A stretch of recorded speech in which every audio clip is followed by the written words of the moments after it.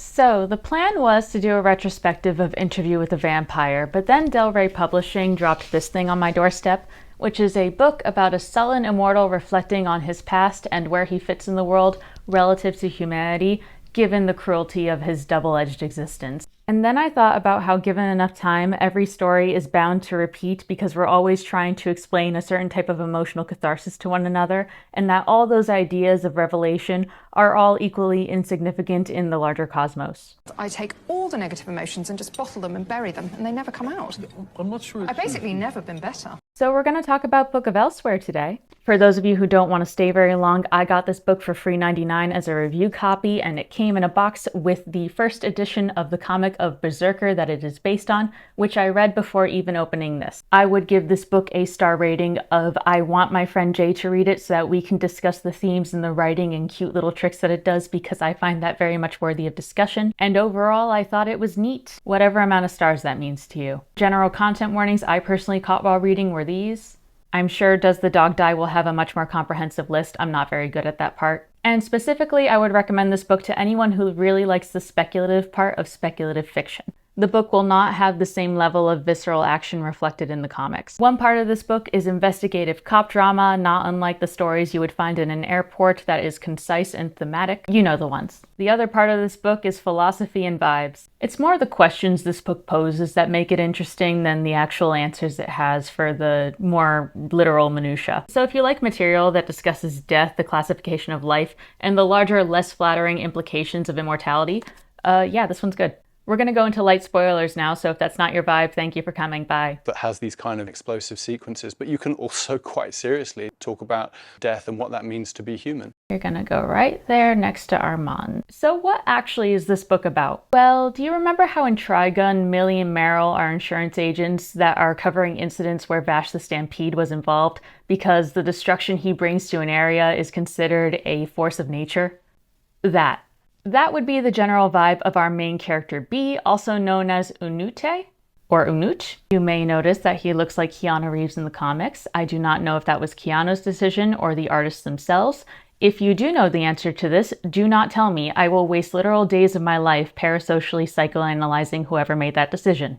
Bianu is a literal caveman who was sired by the unspecified god of lightning, or literal lightning itself, about 80,000 years ago. As a demigod of some kind, B's power is resistance to blunt force trauma, regenerative health, berserk mode, and the ability to turn into an egg. It's all my favorite things wrapped up into one. He cannot die. At worst, his body can be dismembered, and then it will cocoon back into itself into an H.R. Geiger nightmare where he will lay dormant until his body is fixed. He's also been around for literally thousands of years. So when he's working for the government, he doesn't really care about the country or the larger implications of what he's doing as a Black Ops member. And I love that. The book doesn't even pretend to be invested in who we're fighting in these larger politics Black Ops missions. B doesn't care why he's sicked on these random people, and neither do you. And that's a good thing here. We're not focusing on the big exploding action right now. We're gonna be focusing on our emotions and the ramifications of having a Black Ops unit that revolves around a man that is as dangerous and as eternal as B would be. Thus, we circle back to Vash the Stampede. See, when B goes into berserker mode, he's very good at killing people,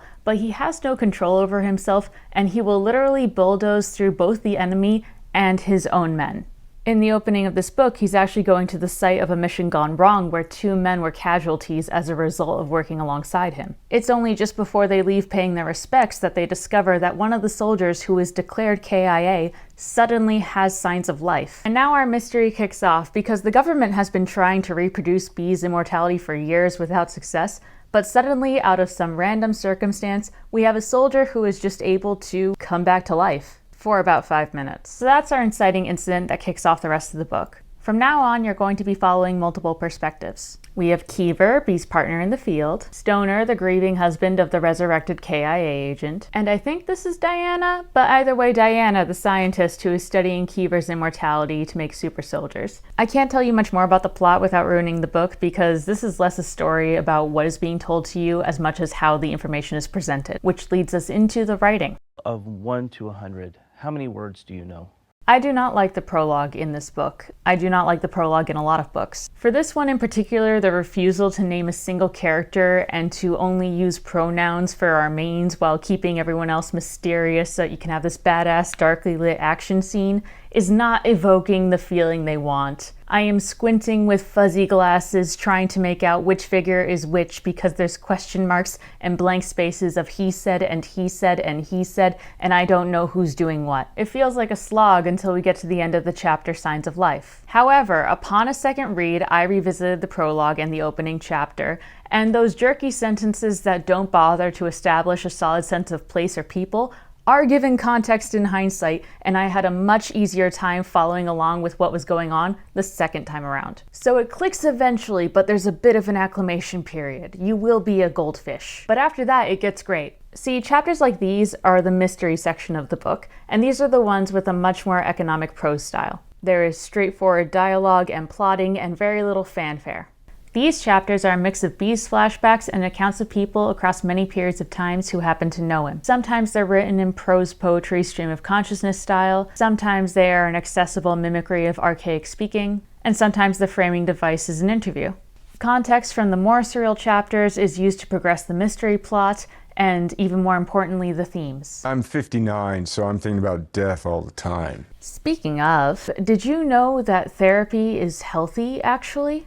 When I first read the comic Berserker, I actually made a TikTok poking a little bit of fun at how I was kind of disappointed that the story seemed to be one of those hoorah, manly man does his thing, it doesn't have emotions. The thing that had grabbed my attention was the idea of two bros who are very desensitized to violence but still very emotionally vulnerable and discussing their feelings as they are literally walking through the viscera of their own destruction.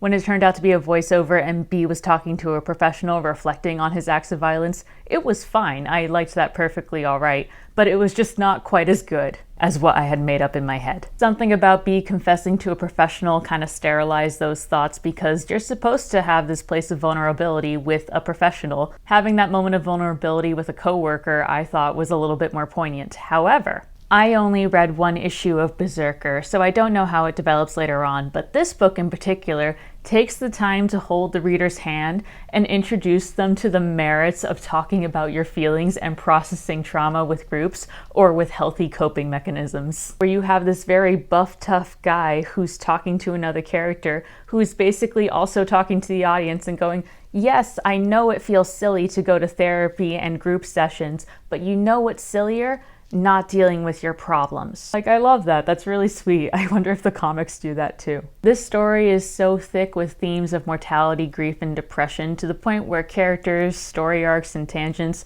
are all so thematically cohesive that it would put a tear in Hideo Kojima's eye. This book feels a lot like Metal Gear at times, by the way. On that note, I feel like I've said all I've really wanted to say about the book without literally grabbing you through the screen and pointing at sentences that I like and reading them alongside you. So check it out if you want. You have enough information, I hope, to make an informed decision.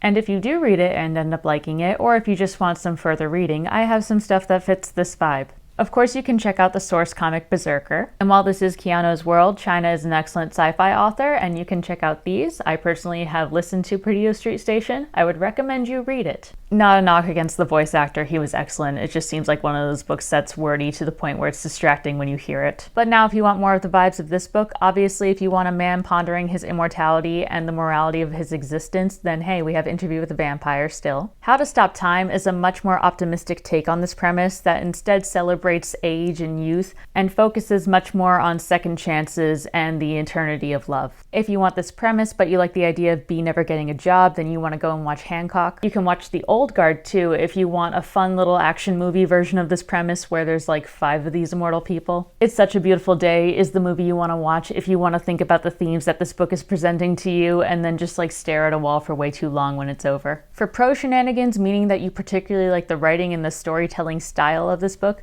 I would suggest something like Cloud Atlas or The Spear That Cuts Through Water or Latro in the Mist. If you're looking for an anime, Trigun is a very different tone to this, but boy does it hit some similar beats. Hellboy also rings with a couple of thematic echoes here, mostly with the idea of a being that's not quite human who is working with a government agency, but has the ability to either destroy or preserve humanity based on his own morality. If anyone has any suggestions that match this book's vibe even better, then I would love to hear them, honestly. So thank you Del Rey Publishing for the free copy. I'm wondering who else read it, and if you didn't read the comic book, if it made any sense to you in the beginning. And also, if you have read it, I need to talk to somebody about the stowaway chapter. Like, it was the most heartwarming thing ever, and it was over too soon. It was a much more successful relationship than Louis and Lestat. 1 to 100.